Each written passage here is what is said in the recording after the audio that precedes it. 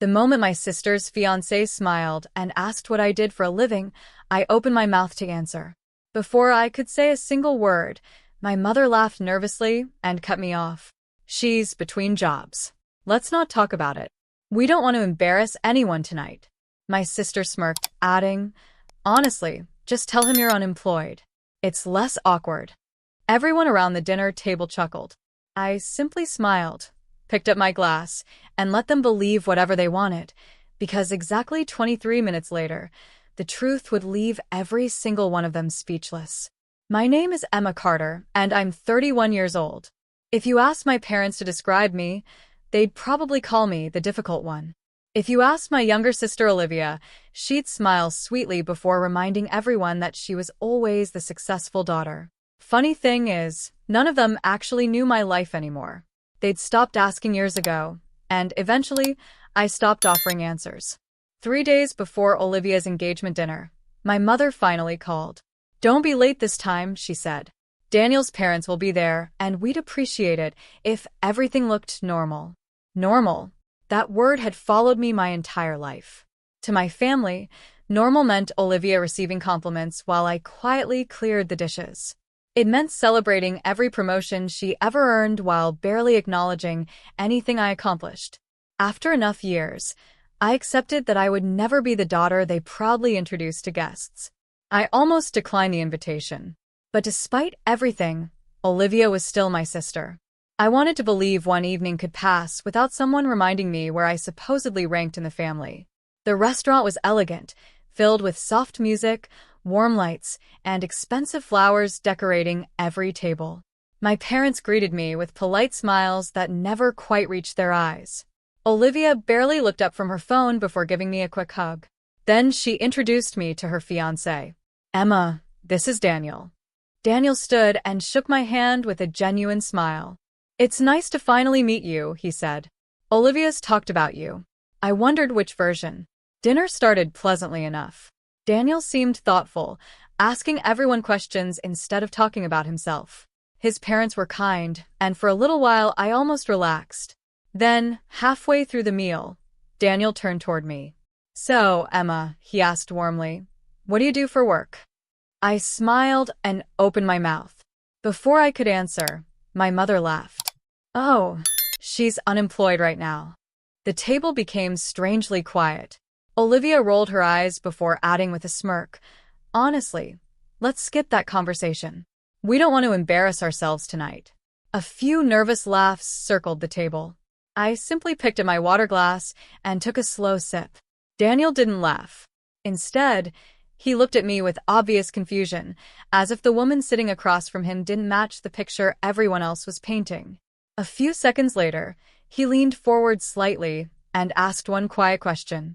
"Emma, is that really the whole story?" For a moment, nobody spoke. Daniel's eyes stayed on me, patiently waiting for an answer, but my mother jumped in before I could even breathe. "It's a long story," she said with an awkward laugh. "Emma has always struggled to figure out what she wants." Dad nodded in agreement. "She changes directions every few years. Olivia has always been the ambitious one." Olivia smiled sympathetically, though there wasn't an ounce of sympathy behind it. "We've all tried to help her," she said. "Some people just aren't built for responsibility." A few people around the table chuckled politely. I simply continued eating. I had learned a long time ago that correcting people who had already decided who you were was a waste of energy. Daniel looked back at me. "You've been quiet." "I usually am," I answered with a small smile. He studied my face for a second. "You don't seem upset." "I've had plenty of practice." That answer seemed to surprise him more than anything else. The conversation drifted toward wedding plans, but every few minutes, someone found another excuse to mention my supposed lack of success. Mom joked that I finally had plenty of free time. Dad laughed that maybe unemployment had one advantage. Olivia even suggested I could help decorate the wedding because, according to her, it's not like your schedule is full. I smiled politely every single time. Inside, I wasn't angry anymore, just tired. Daniel barely laughed at any of it. Instead, I noticed him watching me whenever someone else was speaking, almost as though he was trying to solve a puzzle. A few minutes later, my phone vibrated against the table. The screen lit up for barely a second. Without looking closely, I turned it over and silenced it. Daniel's eyes caught the screen before it disappeared. He frowned. That wasn't the expression of someone who had just seen an unemployed woman's phone. It looked more like recognition. "So," he asked carefully, once another conversation paused, "are you planning to go back to work soon?" Before I could answer, Olivia sighed dramatically. We've been hoping she'd finally get serious. I looked at Daniel instead. "Sometimes," I said calmly, "people believe the loudest version of a story instead of asking the person living it." He held my gaze.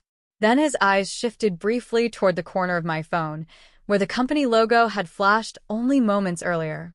His expression changed completely. He looked back at me, visibly puzzled. "Wait," he said slowly. "I know that logo." Daniel kept staring at me. "I know that logo," he said quietly. "Unless I'm mistaken, that's Stratton Global." The room suddenly felt much smaller. My mother forced a laugh. "Oh, she probably downloaded some app. Emma likes pretending she's busier than she is." I didn't even look at her. Daniel wasn't looking at anyone except me.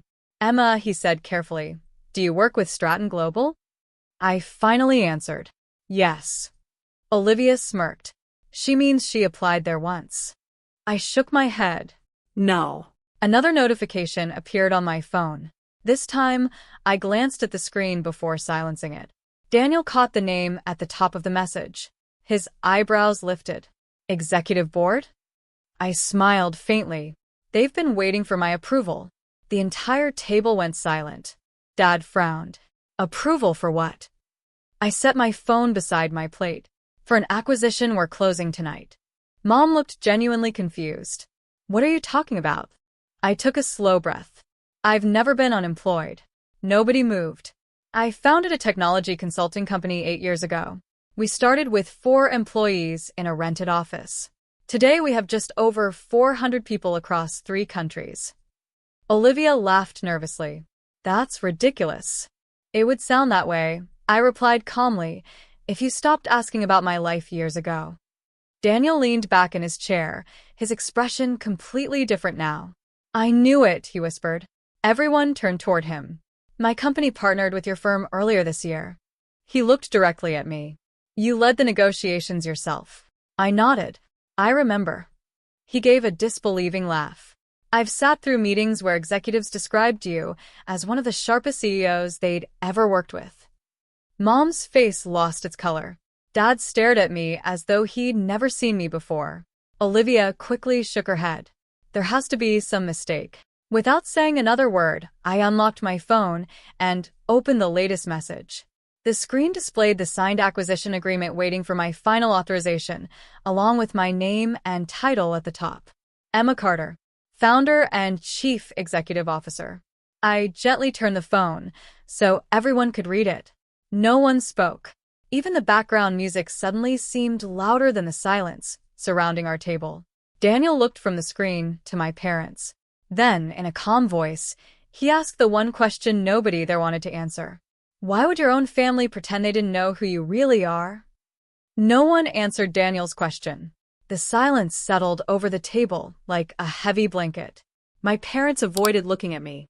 Olivia stared at the tablecloth, suddenly fascinated by the pattern she'd probably never noticed before. Finally, my mother cleared her throat. "Emma, we were only joking." I looked at her calmly. "Were you?" She opened her mouth, then closed it again.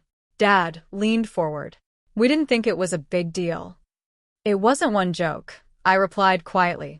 "It was years of introductions, years of assumptions, years of deciding who I was without ever asking." No one interrupted. "I stopped correcting you because it never changed anything. Every promotion became luck.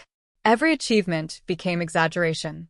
Eventually, silence became easier than defending my own life." Daniel looked genuinely troubled. "I'm sorry," he said. "I believed what everyone else was saying. I shouldn't have." I smiled. "You only believed the people you thought knew me best. That's a normal mistake." Olivia finally spoke. "Oh, come on. You're acting like we ruined your life. We were just teasing." Daniel turned toward her. Respectfully, that wasn't teasing. His voice remained calm, but every word carried weight. When someone asks a simple question and their own family refuses to let them answer, that's not humor. Olivia's confident smile disappeared. Daniel continued, "The person you described and the person I've met tonight aren't even close to the same." I stood and picked up my purse. "I didn't come here to prove anything," I said. "I came to celebrate your engagement." I nodded politely toward Daniel. "I sincerely hope the two of you have a wonderful future." As I reached the restaurant entrance, Daniel called after me, "Emma?" I turned. He looked at Olivia for a brief moment before meeting my eyes again. Then he quietly said, "If this is how they treat their own daughter, I need to rethink everything I thought I knew about this family." The restaurant remained silent long after I walked away. I had almost reached my car when I heard footsteps behind me. "Emma." I turned to see Daniel standing a few feet away, his suit jacket draped over one arm. "I wanted to thank you," he said. I looked at him, surprised. "For what?" "For showing more grace than anyone else at that table." He shook his head slowly. "I've spent months getting to know your family, and tonight was the first time I realized I'd only been hearing one version of the truth." For a moment, neither of us spoke. Then he smiled politely. The most impressive person at dinner wasn't the one talking the most. His eyes met mine. It was the one who never needed to. I thanked him for his kindness and wished him and Olivia nothing but happiness. Whether their engagement survived wasn't my decision to make. As I drove home, I didn't feel victorious. I felt lighter. For years, I'd believed I needed my family's approval to feel successful. That night proved I never did. Real success isn't measured by titles, applause, or the introductions other people give you. It's measured by the quiet confidence to let your actions speak when others try to define you. Sometimes the greatest victory isn't proving people wrong. It's finally realizing you never needed their permission to know your own worth.